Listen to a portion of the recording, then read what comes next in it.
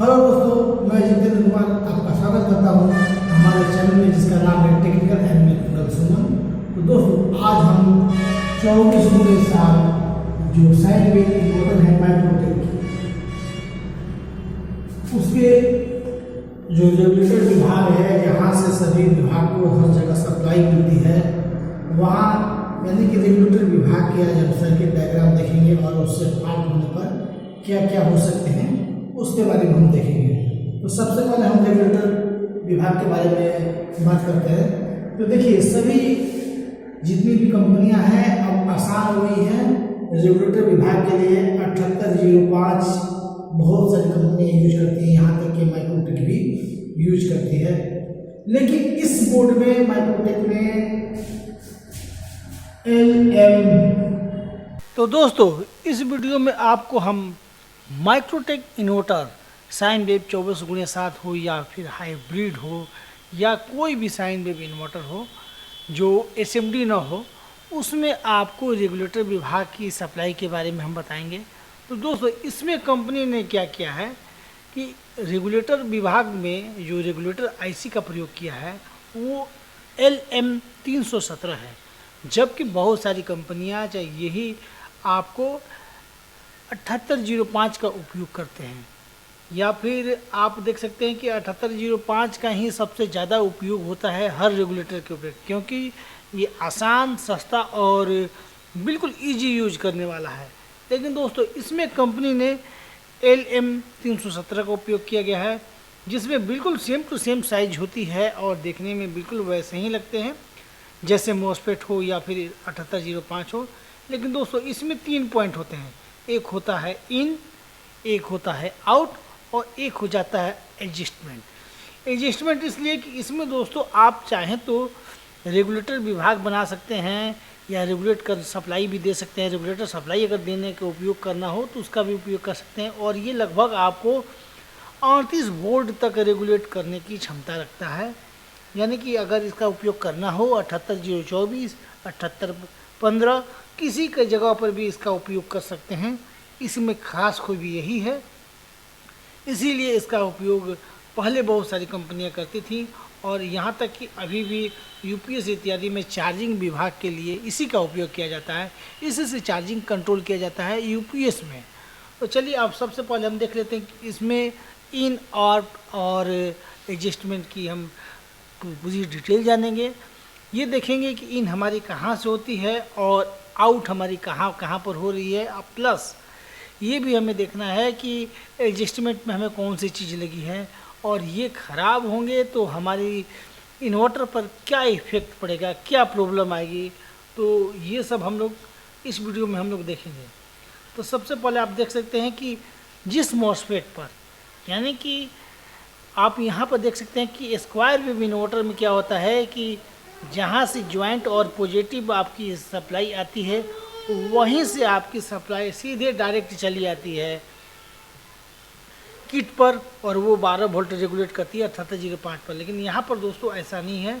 यहाँ पर है कि जहाँ पर पॉजिटिव आती है, यानी कि जिस हीट सिंक पर पॉजिटिव आती है, उसी हीट सिंक से आपको उसके प्रिंट को ले लिया गया है, यानी कि ड्रेन प्रिंट को आपको ले लिया गया, और ड्रेन प्रिंट से आपको एक डायोड के माध्यम से उसे DC यानी 12 वोल्ट में कन्वर्ट किया गया, 12 वोल्ट में लिया गया है, और उसको यहाँ पर एक जो कंडेंसर है, कंडेंसर लगा दिया गया है, और कंडेंसर से उसको फिल्टर कर दिया गया है।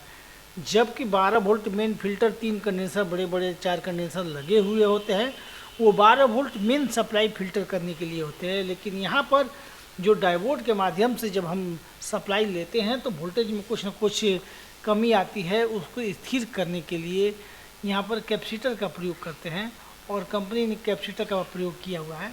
आप देख सकते हैं कि यहाँ पर C4 और C12 इत्यादि का उपयोग किया गया है, जो डायग्राम में आप अच्छी तरह से देख सकते हैं। और उसके बाद आप देख सकते हैं कि ये सीधे इनपुट पिन पर ये प्रिंट चली गई है। दोस्तों, ये प्रिंट के माध्यम से गई है, और उसके बाद जो इनपुट पिन पर आपको 12 वोल्ट चली गई है। अगर 12 वोल्ट वहाँ पर आपको नहीं मिलती है तो आपको पॉजिटिव से लेके डायोड इत्यादि को देखने पड़ेंगे। तो कुल मिलाकर यही है कि आप डायोड इत्यादि को देख सकते हैं और प्रिंट को देख सकते हैं, ताकि आपको पता चल जाए कि आपकी इनपुट वोल्टेज बिल्कुल परफेक्ट है, बिल्कुल सही है।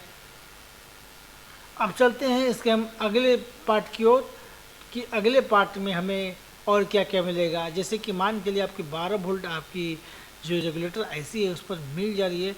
यहाँ आप देख सकते हैं कि बिल्कुल यही किट है, यानी कि 24x7 साइन वेव, और चाहे हाइब्रिड हो या माइक्रोटिक साइन वेव हो, सभी के बोर्ड की जो डिजाइनिंग है बिल्कुल सेम टू सेम है, और यहाँ तक कि इसकी कोड भी है बिल्कुल सेम टू सेम है। अब उसके बाद हम चलते हैं इसके अगले डायग्राम की ओर। तो अगले डायग्राम में आप देख सकते हैं कि यहाँ पर 2 पिनें और खाली बच गई हैं, एक आउट की और एक एडजस्टमेंट की। एडजस्टमेंट तो आउट में हम लोग देखेंगे कि यहाँ से 5 वोल्ट की जो सप्लाई होती है वो कहाँ कहाँ जाती है। तो सबसे पहले हम देख लेंगे कि पॉजिटिव वोल्ट में एक जीना डायोड लगा हुआ है, और उस जीना डायोड का जो पॉजिटिव सिरा है वो आपको आउटपुट वाली पिन पे लगी हुई है, जबकि उसकी तो दोस्तों यहाँ पे आप देख सकते हैं कि एक जीना डायोड लगा हुआ है, और वो जीना डायोड आपको आउटपुट पिन पे जुटी हुई है, जबकि उसकी नेगेटिव और पॉजिटिव को तो आगे हम बताएंगे। लेकिन सबसे पहले ये देख सकते हैं कि यहाँ पर जो कंडेंसर लगे हुए हैं उसकी कोड है C4, और उसके बाद दूसरी कंडेंसर लगी हुई है वो C7 लगी हुई है, और C11। ये सब कंडेंसर लगी हुई है जो आपको 12 वोल्ट से डायोड के माध्यम से जो सप्लाई आ रही है ठीक उसके लिए लगी हुई है। और यहाँ पर से आप देख सकते हैं कि आउटपुट विभाग से ठीक एक डायोड के माध्यम से LM358, यानी कि ये वो आईसी है जिसमें आपको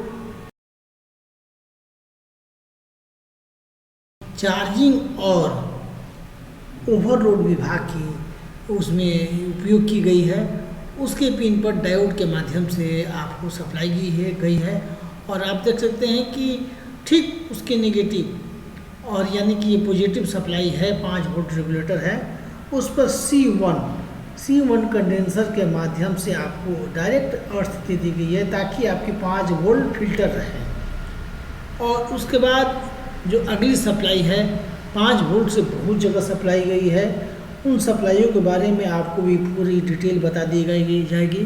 तो दोस्तों सबसे पहले ये कि अगर आप नए हैं और इस तरह की आपको टेक्निकल नॉलेज की ज़रूरत है, और टेक्निकल आप जिस चीज़ सीखना चाहते हैं जैसे स्टेबलाइजर, इन्वर्टर, टीवी इत्यादि बहुत कुछ, तो आपको हमारे चैनल पर विजिट कर ले, और हम समय समय पर कोर्सेस निकालते रहते हैं। अगर आपको विशेष जानकारी पूर्ण डिटेल चाहिए तो आप हमारे कोर्स को भी ज्वाइन कर सकते हैं। और साथ में आप अगर नए हैं तो हमारे चैनल को सब्सक्राइब कर लें, क्योंकि इस चैनल पे आपको बहुत सारे ऐसे ज्ञानवर्धक और ऐसे नॉलेज वाले वीडियो मिलेंगे जो आपको काम करने में काफ़ी आसान होंगे। तो उसके बाद हम चलते हैं अगली सर्किट की ओर, जो हमारी एडजस्टमेंट की है, यानी कि इस पिन पर से हम अपने वोल्ट को, आउटपुट वोल्ट को एडजस्ट करते हैं। दोस्तों इसमें 7805 या 7812 इसके तरह इसमें निगेटिव सप्लाई नहीं दी जाती है।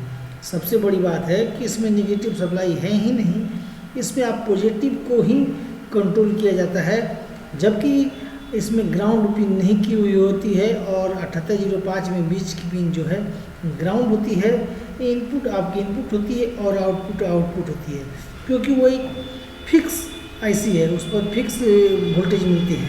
यानी कि 5 वोल्ट है, वहाँ पर चाहिएगा कि हमें 6 वोल्ट मिल जाए तो नहीं मिलेगी, जबकि इसमें वो प्रॉब्लम नहीं है। अब इसके बाद यहाँ पे आप देख सकते हैं कि एक रेजिस्टेंस के माध्यम से आपको प्रीसेट पे दी गई है, और प्रीसेट के पैरेलल में एक पीएफ लगाया गया है, जिसे प्रीसेट के एक छोर को ग्राउंड कर दिया गया है, जबकि प्रीसेट के बीच और एक किनारे वाले पार्ट को आपको रेजिस्टेंस के माध्यम से सीधे आईसी पे दे दी गई है, यानी कि रेगुलेटर आईसी की एडजस्ट वाली पिन पर दे दी गई है, जिससे आप इस प्रीसेट को कम या ज़्यादा करके वोल्टेज घटा या बढ़ा सकते हैं। और उसके बाद आप देख सकते हैं कि जो प्रीसेट की कोड है वो प्रीसेट की कोड हम आपको बता रहे हैं। ये आप देख सकते हैं कि प्रीसेट जो है बहुत ही VR1 के माध्यम से आप उसको कंट्रोल कर सकते हैं। और इसमें 2 प्रीसेट, इस किट में 2 प्रीसेट का उपयोग होता है। तो चलिए अब आगे के सर्किट को देखते हैं कि आगे की सर्किट हमारी कौन सी सप्लाई कहाँ गई है। और यहाँ पर आप देख सकते हैं कि जीना डायोड लगा हुआ है और उसके पैरेलल में एक रेजिस्टेंस लगी हुई है जिससे उसको प्रोटेक्शन मिल सके, जीना डायोड को प्रोटेक्शन मिल सके। और वहाँ पर आप देख सकते हैं कि इनपुट वोल्टेज को रेगुलेट करके आपको ये रेगुलेटर विभाग से रेगुलेट होगी कि यहाँ पर 5 वोल्ट आपको रेगुलेट हो जाएगी। अगर आपकी ये तीनों कंडीशन ख़राब हो या कोई कंडीशन शॉर्ट हो तो यहाँ पर आपको 12 वोल्ट नहीं मिलेगी, तो यहाँ पर आपका 5 वोल्ट नहीं मिलेगा। यानी कि अगर यहाँ पर 5 वोल्ट आपको नहीं मिल रहा है तो आप 12 वोल्ट को चेक कर सकते हैं। यानी कि अगर आपके डायोड ओके है, डायोड सही है और फिर भी 5 वोल्ट नहीं मिल रहे हैं तो आप जीनर को देख सकते हैं। या फिर बार बार आपकी जीनर डायोड है जो आपको सप्लाई देने वाली जो डायोड है वो बार बार ख़राब हो रही है, तो इस कंडेंसर को आप जरूर चेक कर सकते हैं। क्योंकि अधिकांश कंडेंसर शॉर्ट हो जाने से आपकी जो है डायोड ख़राब हो जाएगी और यहाँ पर आपको इनपुट में 12 वोल्ट सप्लाई नहीं मिलेगी। जिससे क्या होगा कि 12 वोल्ट सप्लाई नहीं मिलने से आपको रेगुलेटर ऐसी पे वोल्ट नहीं मिलेगी, तो वो 5 वोल्ट आउटपुट नहीं देगा। तो अगर यहाँ पर सप्लाई नहीं देती है तो आपको वही करना होगा। अब चलते हैं कि हम अगले कि इसकी सप्लाई कहाँ कहाँ गई है। तो आगे की सप्लाई हम आपको बता रहे हैं। यहाँ पर देख सकते हैं कुछ ट्रांजिस्टर जैसे कि Q2, Q19 ये सब के कंडेंसर पे भी चली गई थी, एमीटर भी चली गई है। जबकि कुछ डायोड हैं और कुछ रेजिस्टेंस है जिनकी डायोड का पॉजिटिव सप्लाई यानी पॉजिटिव पिन पर गई है और जो कुछ रेजिस्टेंस है उन पर सप्लाई दी गई है। जैसे कि यहाँ पर आप देख सकते हैं कि Q7 है, यहाँ पर भी आपकी सप्लाई गई है। और ये देख सकते हैं कि रेजिस्टेंस है आपकी, इस रेजिस्टेंसों पे गई है। तो इनकी हम फुल डिटेल में आपको थोड़ा सा जूम करके दिखाता हूँ ताकि आपको समझ में आ जाए कि कहाँ पर सप्लाई कहाँ से गई है। और इसके बाद एक सप्लाई इसके माइक्रो प्रोसेस आईसी यानी कि प्रोग्रामिंग आईसी है, वहाँ पर भी गई है। तो अगर आपकी 5 वोल्ट सप्लाई अगर ओके नहीं है तो पहले 5 वोल्ट सप्लाई को ओके करना होगा। ओके करने के लिए मैंने आपको पहले ही बता दिया है कि इनपुट पिन और एडजस्ट पिन को पहले देखना है। अगर वो सही है तो यहाँ पर आप देख सकते हैं कि आउटपुट पिन पर कंडेंसर लगी हुई है C1, वो भी अगर आपको शॉर्ट हो जाए तो फिर आपकी 5 वोल्ट सप्लाई नहीं बनेगी। अगर 5 वोल्ट सप्लाई बन गई है और उसके बाद आपको ट्रैक के माध्यम से सभी जगह आपको सप्लाई दी गई है तो सभी ट्रैकों को आपको चेक करना होगा। और अगर 5 वोल्ट सप्लाई है और किसी ट्रैक पर यानी कोई ट्रैक कट गया है या जल गया है तो भी सप्लाई ड्रॉप हो जाएगी, वहाँ पर भी आपको देखनी है। तो चलिए थोड़ी सी मैं आपको यहाँ पर सप्लाई जूम करके दिखा देता हूँ कि यहाँ पर क्या कहाँ गया है। जैसे R3 पे गया है, D3 पे भी गया सप्लाई और भी और आगे हम आपको सप्लाई दिखा रहे हैं। थोड़ी सी मैं सप्लाई को दिखाने से पहले आपको थोड़ा सा इसको मैं जूम कर लेता हूँ ताकि आपको समझ में आ जाए कि इसकी सप्लाई कहाँ गई है। जैसे कि D7 है, D6 है, इन पर भी सप्लाई गई है। R22 है, Q7 है, Q7 के एमीटर पे गई है।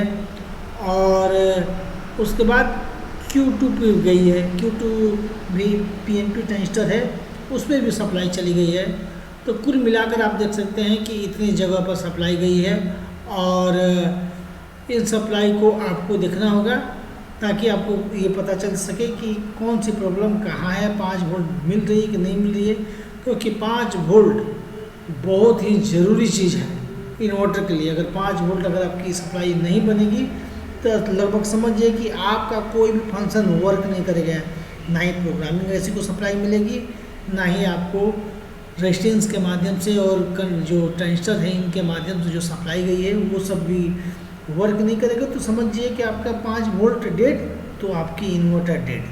तो आपको 5 वोल्ट सप्लाई पर कुछ ज़्यादा ध्यान देना होगा। ऊपर से ये साइन वेव है, इसमें सप्लाई की बहुत ज़्यादा महत्व है। और आप देख सकते हैं कि यहाँ पर जो सप्लाई गई है उनके आप सप्लाई के आसपास भी बहुत सारे कंपोनेंट्स लगे हुए हैं, जैसे कंडेंसर लगे हुए हैं, पीएफ लगे हुए हैं, उनको भी कभी कभी देख लेना चाहिए। क्योंकि होता क्या है कि पीएफ तो बहुत कम ख़राब होते हैं, लेकिन अगर पीएफ ख़राब हो जाएंगे तो भी दिक्कत है।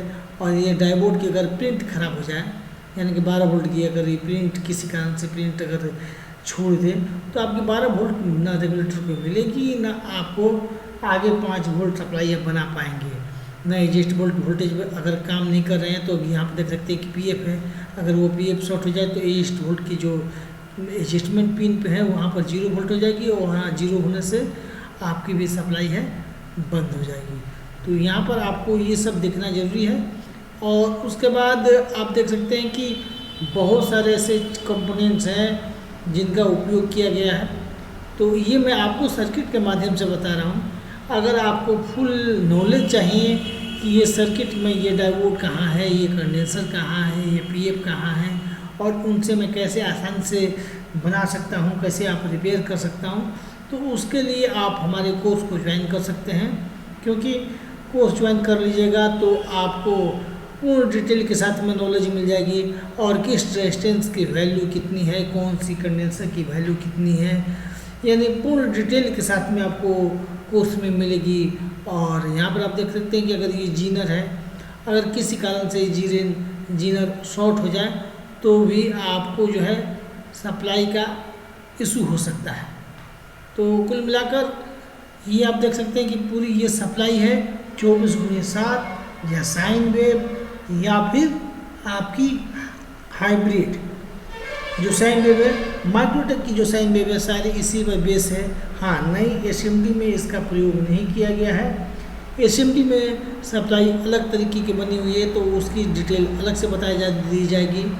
और दोस्तों एक और बात, किसी कारण से मेन फिल्टर अगर नहीं काम करे तो आपको ये प्रॉब्लम हो सकता है कि मेन फिल्टर नहीं आने से ये आपकी सप्लाई ट्रांजिस्टर इत्यादि खराब हो सकते हैं। तो फिर मिलेंगे हम नेक्स्ट वीडियो में।